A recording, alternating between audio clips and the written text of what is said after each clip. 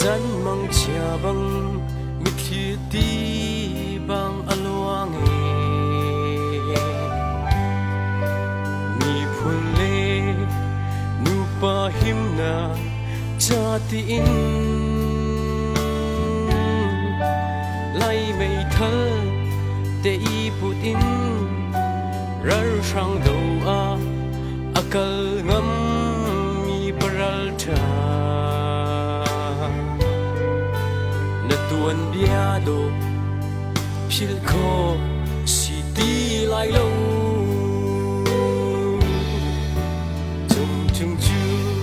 rar sang kut in an na a liam chang ti na thong pang thei chu na chua xiêm pi na nu na pa na hoi kom rol ni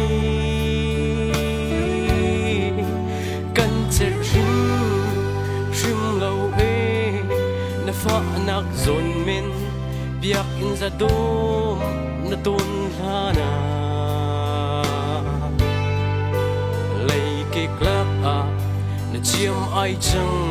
nem tu dong lo in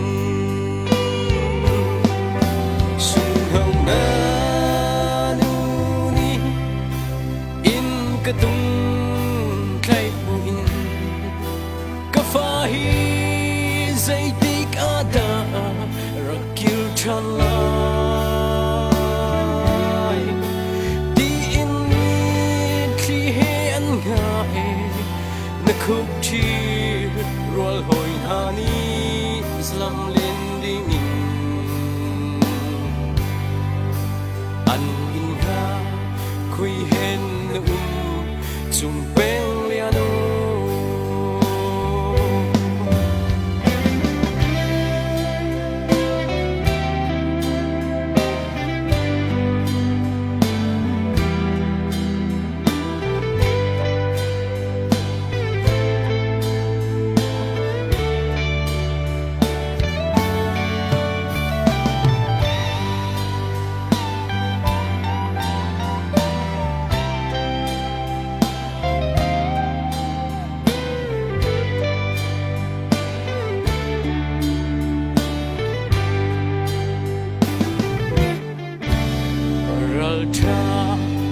chung chung o na liam ni chu valai li bang an hi ne na du thim bang ram cha na nun nak na pe ma le nai he valai khul chunga rar sang hiam ha na tuar a na run in te kha na tham ve lai ti rua a lung xin mei bang ali ne sung hau na nu ni in ka tung khai bu in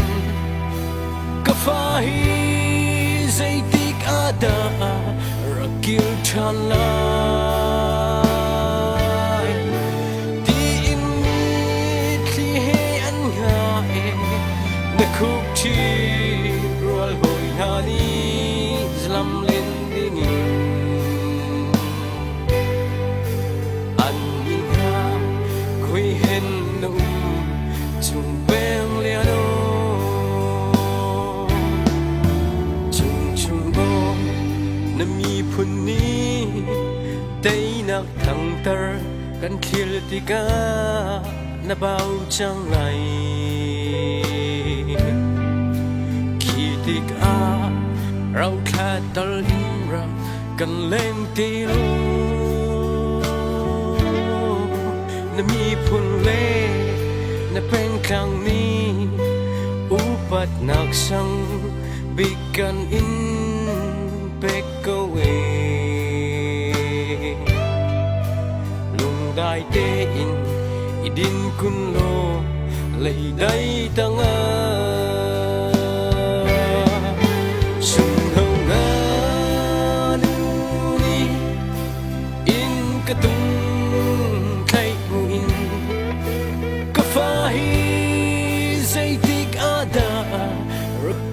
kanai di ini klihe an ngai na khuk thi rual hoi na ni slam lending in an na khoi hen na chung beng liano ram cha tuần bia du chiều du na si